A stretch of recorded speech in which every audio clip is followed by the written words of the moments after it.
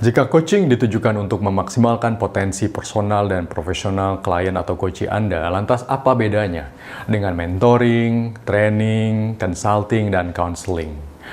Dan kita menghormati semua profesi-profesi tersebut karena memang ada fungsinya sendiri-sendiri dan juga disesuaikan dengan kebutuhan orang yang memerlukannya. Yang ingin kita pahami di sini perbedaan-perbedaan spesifik antara coaching dengan pendekatan-pendekatan tersebut.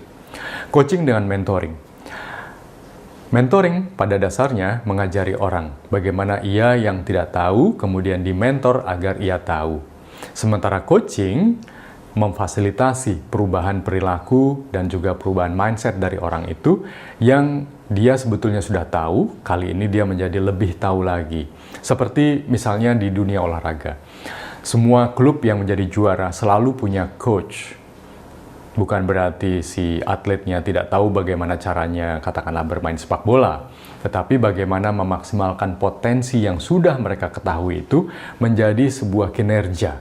Artinya si atlet kemudian menjadi juara dan menjadi orang yang lebih baik dalam proses mencapai juara itu. Itu yang lebih penting. Coaching dengan training. Training hampir mirip dengan mentoring, mengajari orang dari yang tidak tahu menjadi tahu.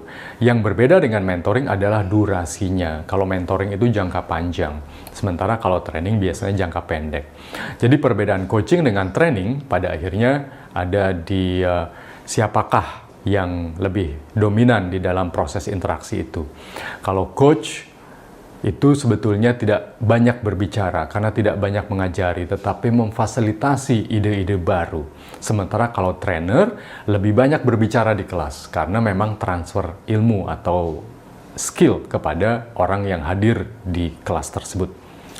Perbedaan coaching dengan counseling. Ini yang kadang-kadang masih suka campur aduk ya. Tapi intinya begini. Counseling didorong oleh adanya masalah yang sifatnya biasanya emosional, psikologis, dan sangat pribadi. Sementara coaching dipicu oleh adanya goal yang ingin dicapai. Jadi bedanya sangat-sangat kentara. Kalau counseling itu bergerak dari masa kini ke masa lalu, karena harus ada penyembuhan, harus ada terapi, harus ada perbaikan, dan segala macam. Sementara kalau coaching arahnya dari masa kini ke masa depan. Ada goal atau tujuan yang ingin dicapai dan ada potensi-potensi yang ingin dimaksimalkan dalam proses pencapaian tujuan itu. Coaching dengan consulting. Nah, perbedaannya juga sangat kentara. Kalau coach tidak harus pakar, tetapi menguasai strategic thinking, memahami proses-proses dan mampu berpikir kreatif, connecting the dots, dan selalu curious, ingin tahu, apalagi di balik sebuah case misalnya yang saat itu mungkin bagi si klien itu sangat rumit. Seorang coach bisa zoom out, keluar dari masalah dan melihatnya dari berbagai macam sudut pandang. Consulting, seorang consultant biasanya sudah menggunakan model tertentu yang mereka yakini sebagai best practice.